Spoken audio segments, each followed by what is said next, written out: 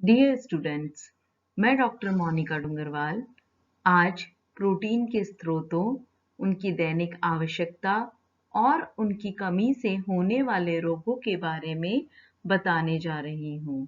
अभी तक हमने प्रोटीन का संगठन, अमीनो अम्ल, प्रोटीन का वर्गीकरण और उसके कार्यों को समझा है। आज सर्वप्रथम हम बात करेंगे प्रोटीन के स्रोतों की। स्रोत से मतलब होता है कि प्रोटीन हमें किन किन चीज़ों से प्राप्त हो रहा है, यानी सोर्सेस ऑफ प्रोटीन क्या हैं। अगर हम देखते हैं तो दो स्रोतों से हमें प्रोटीन प्राप्त होता है। उसमें एक आता है प्राणिज स्रोत और दूसरा आता है वनस्पति स्रोत। प्राणिज स्रोतों में हमें प्रोटीन दूध एवं दूध से बनने वाले उत्पाद, मांस, मछली, अंडा आदि से प्राप्त होता है। प्राणिज स्रोतों से प्राप्त होने वाला जो प्रोटीन होता है वह अच्छी गुणवत्ता का होता है, अर्थात इनका जो जैविकीय मूल्य होता है वह काफी उच्च होता है। वनस्पति स्रोतों से मुख्यतः प्रोटीन हमें दालों से प्राप्त होता है। दालों में अच्छी मात्रा में प्रोटीन पाया जाता है, परंतु इसकी गुणवत्ता प्राणिज स्रोतों से कुछ कम होती है, क्योंकि दालों में मेथियोनीन नामक अमीनो अम्ल उपस्थित नहीं होता है। अनाजों में भी प्रोटीन उपस्थित होता है, परंतु इसकी मात्रा दालों से कम होती है। अनाज हमारे भोजन का एक मुख्य भोज्य तत्व है। इस कारण से हम इसका दिन भर में जो मात्रा खाते हैं वह अन्य भोज्य तत्वों से ज्यादा होती है। इस कारण से ये जो कुल प्रोटीन की मात्रा देता है वह अन्य भोज्य तत्वों से अधिक देता है। अनाजों में भी एक अमीनो अम्ल लाइसीन की कमी होती है, यानी कि अनाज और दालों जिनमें कि एक में मेथियोनीन की कमी है और एक में लाइसीन की कमी है। अगर हम दोनों को मिला के काम में लेते हैं तो वह एक दूसरे के पूरक हो जाते हैं और अच्छी गुणवत्ता का प्रोटीन देने का कार्य करते हैं। इसके अलावा नट्स एंड ऑयल सीड्स अर्थात जो हमारे सूखे मेवे होते हैं उनमें भी अच्छी मात्रा में प्रोटीन उपस्थित होता है, साथ ही अच्छी गुणवत्ता का होता है, परंतु प्राणिज स्रोतों से जो प्राप्त गुणवत्ता है उससे थोड़ी सी कम होती है इनकी गुणवत्ता। अब हम बात करने जा रहे हैं प्रोटीन की दैनिक आवश्यकता की। इससे तात्पर्य है व्यक्ति को एक दिन में कितनी मात्रा में प्रोटीन खाना चाहिए, जिसे हम रिकमेंडेड डाइटरी अलाउंसेस भी कहते हैं। आईसीएमआर यानी कि Indian council of medical research के द्वारा इस मात्रा को तय किया गया है। इसमें एक टेबल दी गई है जिसमें एक तरफ अवस्था को बताया है और दूसरी तरफ प्रोटीन ग्राम प्रतिदिन को बता रखा है। सबसे पहले हम शिशुआवस्था को लेंगे। शिशुआवस्था यानी इन्फेंसी पीरियड, जो कि 0 से 1 वर्ष तक के बच्चे का होता है। इस अवस्था को दो भागों में बांटा है। एक होती है 0 से 6 माह और दूसरी होती है 6 से 12 माह। 0 से 6 माह का जो बच्चा होता है उसकी प्रोटीन की जो आवश्यकता है वह शरीर भार पर निर्भर करती है। शरीर भार के अकॉर्डिंग उसकी जो प्रोटीन की आवश्यकता है वह है 2.05 ग्राम प्रति किलोग्राम शारीरिक वजन भार। अगर उसके जन्म के समय वजन है 3 किलो तो हम इस आवश्यकता को 3 से मल्टीप्लाई कर देंगे, यानी उसकी आवश्यकता हो जाएगी 6.15 ग्राम। यह वजन के अनुसार इसलिए दी गई है क्योंकि यह रैपिड ग्रोथ पीरियड होता है और व्यक्ति या शिशु की जो आवश्यकता है वह उसकी वृद्धि से प्रभावित होती है। इसी कारण से उसकी आवश्यकता को शरीर भार के अनुसार दिया गया है। उसका वजन जिस तरीके से बढ़ता रहेगा हम उसकी आवश्यकता को उससे मल्टीप्लाई करते जाएंगे और हमें उसको दिन भर में उतना प्रोटीन देना आवश्यक होता है। अब हम बात कर रहे हैं 6 से 12 माह के शिशु की। जिसकी प्रोटीन की आवश्यकता है 1.65 ग्राम प्रति किलोग्राम शारीरिक वजन भार। यह जो आवश्यकता होती है यह 2.05 ग्राम से थोड़ी सी कम है। उसका मुख्य कारण यह होता है क्योंकि 0 से 6 माह जो है वह रैपिड ग्रोथ पीरियड में आता है। 4 माह पे शिशु का वजन उसके जन्म के वजन से दोगुना हो जाता है और इसी कारण से इसकी आवश्यकता जो है थोड़ी सी कम हो जाती है। शिशु का वजन जितना भी होता है उस वजन को हम 1.65 से जब मल्टीप्लाई करेंगे तो उसके दैनिक प्रोटीन की आवश्यकता को निकाला जा सकता है। शिशुअवस्था के बाद हम बात कर रहे हैं बाल्यावस्था की। बाल्यावस्था में हम सबसे पहले ले रहे हैं 1 से 3 वर्ष का बच्चा। 1 से 3 वर्ष का जो बच्चा है उसकी प्रोटीन की आवश्यकता 22 ग्राम होती है, जबकि 4 से 6 वर्ष के बच्चे की आवश्यकता 30 ग्राम प्रतिदिन होती है। 7 से 9 साल का जो बच्चा होता है उसकी प्रोटीन की आवश्यकता 41 ग्राम प्रतिदिन होती है। अब हम आते हैं 10 से 12 साल के बच्चे के ऊपर। इसमें बच्चे को सेक्स के अकॉर्डिंग लड़के व लड़कियों को विभाजित किया गया है और लड़कियों की जो आवश्यकता है वह है 57 ग्राम प्रतिदिन, जबकि लड़के की आवश्यकता है 54 ग्राम प्रतिदिन। लड़कियों की आवश्यकता इस समय पर अधिक होने का मुख्य कारण होता है क्योंकि लड़कियों की जो वृद्धि की गति है वह इस समय पर लड़कों से अधिक होती है। अब हम बात कर रहे हैं किशोरावस्था की। किशोरावस्था में हम सबसे पहले ले रहे हैं 13 से 15 वर्ष, जिसमें लड़कियों की आवश्यकता है 65 ग्राम प्रतिदिन, जबकि लड़कों की आवश्यकता है 70 ग्राम प्रतिदिन। लड़कों में इस समय पे आवश्यकता बढ़ जाती है क्योंकि वृद्धि दर भी उनमें इस समय पर अधिक होती है। जब हम 16 से 18 वर्ष के लड़के व लड़कियों को देखते हैं तो 16 से 18 वर्ष की लड़कियों की आवश्यकता होती है 63 ग्राम प्रतिदिन, जबकि 16 से 18 वर्ष के लड़कों की आवश्यकता होती है 78 ग्राम प्रतिदिन। लड़कों के अंदर इस समय पर वृद्धि दर सबसे तेज गति से चल रही होती है, जबकि लड़कियों की जो वृद्धि की गति होती है वह 15 वर्ष पे यह माना जाता है कि वह पूर्ण होने आ गई है। इस कारण से इन दोनों की रिक्वायरमेंट्स में काफी अधिक डिफरेंस या अंतर देखने को मिलता है। अब हम बात कर रहे हैं वयस्क पुरुष की। 18 साल के बाद लड़के हो या लड़कियां वह वयस्क के अंतर्गत आ जाते हैं। वयस्क पुरुष में क्रियाशीलता के आधार पे हम इन्हें 3 भागों में बांटते हैं: कम क्रियाशील, मध्यम क्रियाशील और अधिक क्रियाशील। व्यक्ति किसी भी तरह का कार्य करने वाला हो, परंतु जो उसकी प्रोटीन की आवश्यकता है वह समान रहती है, जो कि है 60 ग्राम प्रतिदिन। इसी तरह से वयस्क महिला की जो आवश्यकता है वह है 50 ग्राम प्रतिदिन।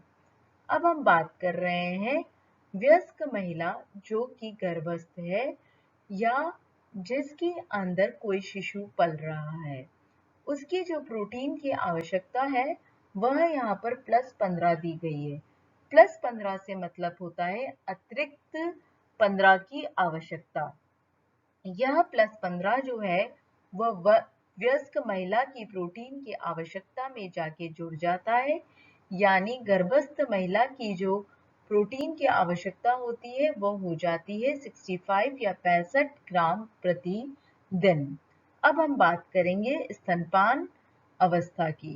स्तनपान अवस्था जो होती है यह शिशु की अवस्था पर निर्भर करती है।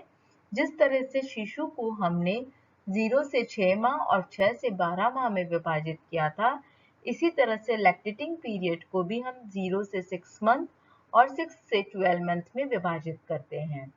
जिस तरीके से शिशु की जो प्रोटीन की आवश्यकता है 0 से 6 महीने में ज्यादा होती है, उसी तरीके से ऐसी महिला जिसका बच्चा 0 से 6 माह का है उसकी प्रोटीन आवश्यकता भी अधिक है। जो कि +25 से यहाँ पर दर्शाई गई है। यह +25 50 में जुड़ जाएगा, यानी कि लैक्टेटिंग वुमेन जिसका कि शिशु 0 से 6 माह का है, उसकी आवश्यकता हो जाएगी 75 ग्राम प्रतिदिन। क्योंकि इस समय पर मिल्क का जो प्रोडक्शन होता है वह ज़्यादा हो रहा होता है। 6 से 12 माह की जो मदर है, 6 से 12 माह के शिशु की जो मदर है, उसकी जो आवश्यकता है वह हो जाती है +18, यानी ये जो 18 है वो 50 में जुड़ जाएगा और उसकी आवश्यकता हो जाएगी 68 ग्राम प्रतिदिन। अर्थात लैक्टेटिंग मदर जिसका बच्चा 6 से 12 महीने का है, उसकी आवश्यकता थोड़ी सी कम होती है, क्योंकि इस समय पर मिल्क का प्रोडक्शन थोड़ा सा कम हो जाता है। साथ में बच्चे को हम ऊपर से भी प्रोटीन की चीजें या भोज्य तत्व देना चालू कर देते हैं। इसके बाद हम बात करेंगे प्रोटीन की जब कमी होती है शरीर में तो कौन कौन सी बीमारियां हो जाती है। अब हम बात करेंगे प्रोटीन की कमी के प्रभाव, जिसे कि हम प्रोटीन ऊर्जा कुपोषण या प्रोटीन एनर्जी मालन्यूट्रिशन, जिसे शॉर्ट में PEM भी कहते हैं। इसके अंतर्गत 3 कमी के प्रभाव आते हैं। पहला है क्वाशियोरकर, फिर है सूखा रोग या मेरास्मस, तीसरा है मेरास्मिक क्वाशियोरकर। सबसे पहले हम बात करेंगे क्वाशियोरकर की। बच्चों यहाँ पर एक चित्र दिखाया गया है जिसमें मेरास्मिक बच्चे का फोटो यह वाला है, जिसमें उसके हाथ पांव बहुत पतले से हो गए हैं, उसकी बोनी स्ट्रक्चर दिख रहा है। वह जो बच्चा है बूढ़े के समान उसकी शक्ल दिख रही है, जबकि क्वाशियोरकर का जो बच्चा है वो मोटा दिख रहा है। उसका रीजन अभी आपको हम बताएंगे। उसका फेस जो है वो भी गोल है, पाँव भी गोल है, पेट जो है वो निकला हुआ है। पेट निकला हुआ तो मेरास्मस में भी होता है। तो यह जो दोनों बीमारियां हैं उसमें क्या क्या लक्षण होते हैं और किस कारण से ये बीमारियां हो रही है बच्चों में, इसकी हम बात करेंगे नेक्स्ट स्लाइड में। सबसे पहले हम ले रहे हैं क्वाशियोरकर। इसे इंग्लिश में भी क्वाशियोरकर ही कहा जाता है, जिसमें आप देख रहे हैं बच्चे का पेट काफी बाहर निकल रहा है ना, उसका मुंह भी गोल है। अब ये जो बीमारी है ये क्यों होती है? क्वाशियोरकर होने का कारण होता है प्रोटीन की कमी होना। प्रोटीन जो होता है वह शरीर की वृद्धि और विकास के लिए बहुत जरूरी है। प्रोटीन शरीर के सारे निर्माणात्मक कार्य करता है, यानी नई कोशिकाओं, तंतुओं, ऊतकों का निर्माण भी करता है, उसकी मरम्मत भी करता है। प्रोटीन की कमी जो होती है वह अधिकतर 1 से 5 साल के बच्चों में देखने को मिलती है। वह भी अविकसित एवं विकासशील देशों में यह समस्या अधिक देखने में आती है। प्रोटीन कैलोरी जो कुपोषण होता है उसके अंतर्गत जब हम बात करते हैं तो क्वाशियोरकर सबसे प्रथम लेते हैं। और क्वाशियोरकर जो होता है वह केवल प्रोटीन की कमी से होने वाला रोग होता है। क्वाशियोरकर जो होता है वह 1 से 4 साल के बच्चे में होता है और इस रोग में कैलोरी की कमी नहीं होती है, अर्थात बच्चे को कार्बोहाइड्रेट रिच फूड तो पूरा पर्याप्त मात्रा में मिल रहा है, परंतु प्रोटीन पर्याप्त मात्रा में नहीं मिल रहा है। अफ्रीका में यह जो रोग होता है यह जनरली उन बच्चों को देखने में मिलता था जिन बच्चों की जो मदर्स है उनका दूसरा बेबी हो जाता है और अपना दूध पिलाना छोड़ देती है और उनको चावल देना चालू कर देती है, यानी वह रोग होता है यह जो पहले बच्चे को दूसरे बच्चे के जन्म के बाद हो जाता है। क्योंकि जो पहले बच्चा है उस पे मदर्स ध्यान कम देने लग जाती है, उसको मिल्क नहीं देती है, उसको कार्बोहाइड्रेट रिच फूड दे रही है, यानी प्रोटीन की कमी हो रही है परंतु एनर्जी की कमी नहीं हो रही है। इस कारण से क्वाशियोरकर जो रोग होता है उसे the disease which the child gets when the next baby is born, वह रोग जो पहले बच्चे को दूसरे बच्चे के जन्म के बाद होता है, कहा जाता है। काछियर रोग के जब हम लक्षण देखते हैं, सबसे पहला लक्षण होता है वृद्धि में रुकावट, क्योंकि अभी हमने कहा था कि प्रोटीन जो होता है वो हमारे शरीर की वृद्धि और विकास के लिए जरूरी होता है। यानी बच्चे का न तो वजन बढ़ेगा, न बच्चे की लंबाई में वृद्धि होगी। दूसरा लक्षण होता है सूजन। सूजन का मतलब हुआ पानी की मात्रा का शरीर में अधिक होना, कोशिकाओं में पानी की मात्रा अधिक हो जाना। शरीर की सभी कोशिकाएं व ऊतक जो होता है उसमें पानी भर जाता है, क्योंकि प्रोटीन जो होता है, मैंने कार्यों में समझाया था, जल का संतुलन करके रखता है। और शरीर में जब एल्यूमिन की कमी होने लग जाती है तो इस कारण से सूजन आने लग जाती है। सबसे पहले जो होता है पानी का डिपोजिशन जो है पंजों में, पैरों में होने लग जाता है और धीरे धीरे वो शरीर के ऊपरी भाग पे चढ़ने लगता है। तीसरा लक्षण है चंद्र आकृति मुख, या जिसे चंद्राकृति भी कहा जाता है। उसके कारण से बच्चे का जो फेस होता है वह चंद्रमा के समान फूला हुआ दिखाई देने लग जाता है, गोल दिखाई देने लग जाता है, और इसी कारण से इंग्लिश में इसे मून फेस भी कहा जाता है। नेक्स्ट है मांसपेशियों का क्षय। आपको पता है हमारी मांसपेशियां प्रोटीन से बनी हुई होती हैं। अगर उसको प्रोटीन नहीं मिलेगा तो शरीर की मांसपेशियां नष्ट होने लग जाएगी, और इस कारण से हमारे जो हाथ पांव पैर होते हैं वह पतले और कमजोर होने लग जाता है। वो बात अलग है, वाटर डिपोजिशन के कारण से वह फूले हुए दिखते हैं और इस क्षय का पता नहीं लगा पाते हैं। नेक्स्ट है मानसिक परिवर्तन। मानसिक परिवर्तन से तात्पर्य होता है बच्चे का जो स्वभाव है उसमें चेंजेस आने लग जाते हैं। वह उदासीन चिड़चिड़ा होने लग जाता है, बात बात पे रोने लगता है, उसका किसी भी कार्य में मन नहीं लगता है, खेलने में भी उसका मन नहीं लगता है, वह बहुत आलसी, सुस्त, थका थका महसूस करने लगता है। रक्तहीनता, आपको पता है हमारा जो हीमोग्लोबिन होता है वो हिम प्लस ग्लोबिन, ग्लोबिन जो कि एक तरह का प्रोटीन है उससे बना हुआ है। प्रोटीन की कमी होगी तो हीमोग्लोबिन का निर्माण नहीं हो पाता है। नेक्स्ट है यकृत में वसा का जमाव। प्रोटीन की कमी से यकृत पर वसा का जमाव हो जाता है, जिसके कारण से उसके आकार में वृद्धि हो जाती है। साथ में जब लीवर को या यकृत को टच करते हैं तो कठोर महसूस होने लगता है। फिर आता है त्वचा पे प्रभाव। प्रोटीन की कमी के कारण से त्वचा रुक्ष, शुष्क व क्रांतिहीन हो जाती है।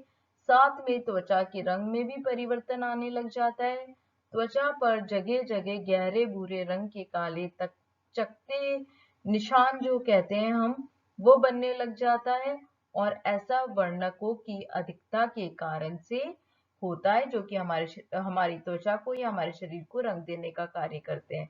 अब हम बात करेंगे बालों पे प्रभाव। बाल भी हमारे प्रोटीन की कमी में रूखे, सूखे, कड़क, चमकहीन हो जाते हैं। बालों के रंग में परिवर्तन आ जाता है। बाल काले रंग से बदलकर भूरे, मटमैले, सफेद होने लग जाते हैं। इनकी वृद्धि भी रुक जाती है। भूख में कमी या अतिसार। एंजाइम्स जो होते हैं वह भी प्रोटीन से बने हुए होते हैं, और प्रोटीन की कमी के कारण पाचन संबंधी अनेकों गड़बड़ियां उत्पन्न हो जाती है, जिसमें एक है एंजाइम का न बन पाना। और इसी कारण से हमारे पाचन, उपापचय, शोषण, अभिशोषण जिसका तात्पर्य है, इस क्रिया में बाधा आने लग जाती है, पाचन शक्ति क्षीण हो जाती है और इसी कारण से भूख नहीं लगती है। साथ में अतिसार या डायरिया हो जाता है बच्चे को, और उसके कारण से उसके शरीर से पानी की जो मात्रा होती है वह निष्कासित जब होती है तो उसके साथ पोटेशियम लवण का भी निष्कासन होने लग जाता है। फिर हम बात कर रहे हैं नाड़ी संस्थान पर प्रभाव की। प्रोटीन की कमी से न केवल बच्चे का शारीरिक विकास अवरुद्ध होता है, बल्कि मानसिक व बौद्धिक विकास भी बाधित होता है। बच्चे में जो सीखने की क्षमता होती है, जो लर्निंग कैपेसिटी होती है, वह भी कम हो जाती है, क्योंकि अंतरस्रावी हार्मोन का ठीक प्रकार से न तो निर्माण हो पाता है, न स्त्रवन हो पाता है। इस कारण से अब हम बात कर रहे हैं विटामिन की कमी की। विटामिन जो बी होता है, जिसमें आपने पढ़ा एक नियासिन जो कि कार्यों में बताया था, ट्रिप्टोफैन अमीनो अम्ल से बनता है। अगर किसी भी कारण से इसकी कमी होने लग जाती है तो हमारा जो होठ है उसकी कोनों में जलन या जीभ में जलन, जिसे कि इंग्लिश में एंगुलर स्टोमेटाइटिस या ग्लोसाइटिस कहते हैं, यह हो जाता है। साथ में विटामिन ए की कमी भी देखी जाती है। आंखों से संबंधित रोग भी हो जाते हैं। इसके साथ ही क्वाशियोर्कर जो रोग है वह कंप्लीट होता है। अब हम बात करेंगे मेरास्मस की। मेरास्मस को सूखा रोग भी कहा जाता है। जब बालक के आहार में प्रोटीन के साथ साथ ऊर्जा की भी कमी हो जाती है, अर्थात प्रोटीन एवं ऊर्जा दोनों की ही कमी के कारण से बच्चों में सूखा रोग हो जाता है। क्वाशियोर्कर रोग हमने देखा था जनरली 1 से 4 साल के बच्चे को होता है, जबकि जो सूखा रोग होता है वह 6 माह से लेके 18 माह के शिशु में होता है। और यह जो रोग होता है बच्चों में होने का कारण होता है कि प्रोटीन के साथ साथ ऊर्जा का भी न ले पाना। सूखा रोग जो होता है ये ग्रीक भाषा का शब्द है जिसका अर्थ होता है व्यर्थ होना, यानी टू वेस्ट। यह रोग जो होता है अधिकांशतः निर्धन वर्ग के बच्चों में होता है। जब माँ जो होती है जल्दी जल्दी गर्भ धारण करती है तो दो बच्चों के अंदर जो अंतराल होता है वो बहुत कम होता है। इस कारण से वह उन्हें स्तनपान कराना तो छोड़ ही देती है, साथ ही उनके पोषण के लिए उन्हें पर्याप्त मात्रा में दूध, अनाज, दाल, सब्जी, फल आदि नहीं खिला पाती है। ऐसी परिस्थिति में बच्चे को मेरास्मस नामक रोग हो जाता है। यानी इसका सबसे बड़ा और मुख्य कारण है प्रारंभिक अवस्था में जल्दी ही मां का दूध छुड़ा देना तथा उचित एवं पौष्टिक आहार नहीं दिया जाना। मेरास्मस जो रोग होता है, जब हम इसके लक्षण देखते हैं तो सबसे पहले आता है मांसपेशियों का क्षय, क्योंकि न तो उसे ऊर्जा मिल रही है न प्रोटीन मिल रहा है। इस कारण से उसकी जो मांसपेशियां हैं उनका क्षय होने लग जाता है।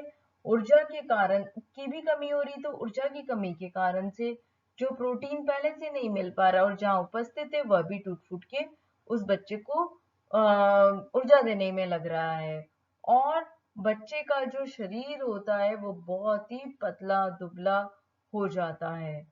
दूसरा होता है वृद्धि का रुकना। आपको पता है प्रोटीन वृद्धि और विकास के लिए जरूरी होता है, तो नेचुरल है जब उसके शरीर में प्रोटीन की कमी हो रही है साथ में ऊर्जा की भी कमी हो रही है तो वृद्धि रुक जाएगी। यकृत का बढ़ना, क्योंकि प्रोटीन की कमी के कारण से लीवर का जो साइज होता है वह बढ़ने लग जाता है। उस पर जो वसा का जमाव हो रहा था वो ज्यादा हो रहा है। तो यह जो पेट होता है वह पेट बाहर निकलने लग जाता है, मतलब उसका हाथ पतले, पांव पतले, उसका शरीर पूरा रूखा सूखा हो जाता है, परंतु स्लाइटली सी उसका पेट जो होता है वह बाहर निकल जाता है, जैसा कि इस चित्र में दिखाया है। यहाँ पर उसका बोनी स्ट्रक्चर दिख रहा है कि शरीर में कुछ भी नहीं बचा है, केवल उसका बोन्स बची हुई है, पर फिर भी हल्का सा पेट बाहर की ओर निकला हुआ है। साथ में उसकी त्वचा रूखी सूखी हो जाती है। उम्र से वह बच्चा अधिक लगने लग जाता है। सूजन नहीं होती है इस समय पर, इसीलिए हाथ पांव जो होते हैं वह बहुत ही पतले दिखने लग जाते हैं। इस समय पर निर्जलीकरण यानी कि वाटर की कमी बच्चे में होने लग जाती है। यानी मेरास्मस जो रोग है वह रोग जो है बच्चे में और भी क्रिटिकल सिचुएशन क्रिएट कर देता है। अब इसके बाद हम बात करेंगे मेरास्मिक क्वाशियोर्कर की। अब हम बात कर रहे हैं मेरास्मिक क्वाशियोर्कर की। इसमें दोनों ही टर्म्स आ रही है, मेरास्मस भी और क्वाशियोर्कर भी। यानी नाम से पता चल रहा है इसमें दोनों ही बीमारियां एक साथ बच्चे में उपस्थित है। यह भी अविकसित और विकासशील देशों की मुख्य और बड़ी समस्या है। जब हम प्रोटीन ऊर्जा कुपोषण में मेरास्मिक क्वाशियोर्कर की बात करते हैं तो एक छोर पे क्वाशियोर्कर आता है और दूसरे छोर पे मेरास्मस आता है, और इन दोनों की जो मध्य की स्टेज होती है इसे हम कहते हैं मेरास्मिक क्वाशियोर्कर। इसमें बच्चे में दोनों बीमारियों के लक्षण उपस्थित होते हैं। शिशु शुरू में जो है वह क्वाशियोर्कर रोग से ग्रसित होता है, साथ में उसे प्रोटीन की कमी के साथ साथ जब ऊर्जा भी नहीं मिलती है तो वह मेरास्मक रोग से भी ग्रसित हो जाता है, और इसी के कारण उसमें दोनों ही बीमारियों के लक्षण दिखाई देने लगते हैं। यानी बालक एक प्रकार के प्रोटीन ऊर्जा कुपोषण की स्थिति से दूसरी स्थिति में स्थानांतरित हो जाता है। अगर हम बच्चे का क्वाशियोर्कर वाली स्टेज में समुचित उपचार करें तो पीड़ित बालकों का स्वास्थ्य जल्दी सुधर सकता है। एक बार जब बच्चे को मेरास्मस हो जाता है या केवल मेरास्मस हो रहा है तो भी बच्चों के स्वास्थ्य में सुधार जो होता है वो धीरे धीरे आता है, क्योंकि प्रोटीन के साथ साथ ऊर्जा की कमी भी उस बच्चे में हो रही है इस कारण से, और इसीलिए यह जो होती है ज्यादा क्रिटिकल स्टेज या गंभीर स्थिति माना गया है। इन रोगों के साथ ही प्रोटीन जो है हमारा यहाँ पे समाप्त होता है, और इस प्रोटीन के अंतर्गत हमने प्रोटीन का संगठन, उसकी संरचना, अमीनो अम्ल की संरचना, प्रोटीन का वर्गीकरण, उसके कार्य, उसके स्रोत, दैनिक आवश्यकता और बीमारी को इस टॉपिक में कंप्लीट किया है। धन्यवाद।